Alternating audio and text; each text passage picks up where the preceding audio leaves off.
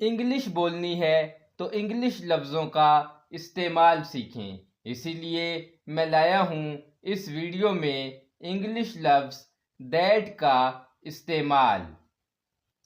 That का मतलब है वो यानी एक चीज़। वो लफ्ज़ हम तब इस्तेमाल करते हैं जब हम कोई दूर की चीज़ देखते हैं जो हमसे थोड़ी दूर हो। दूर की एक चीज़ के लिए दैट को इस्तेमाल किया जाता है। यानी आप किसी दूर की एक चीज़ के बारे में अगर बात करना चाहें तो तब आप दैट का इस्तेमाल करेंगे।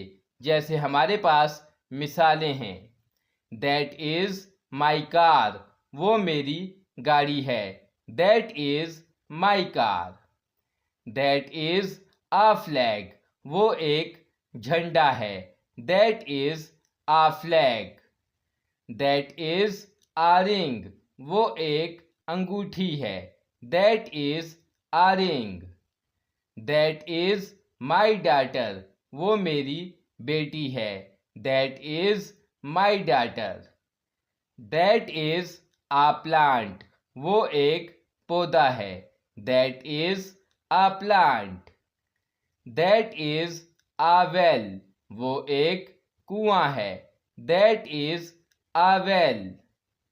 दैट पेन इज़ ब्यूटीफुल, वो पेन खूबसूरत है। That pain is beautiful. That is a coin, वो एक सिक्का है। That is a coin. That is a train, वो एक रेलगाड़ी है। That is a train. That is a frog, वो एक मेंढक है। That is a frog.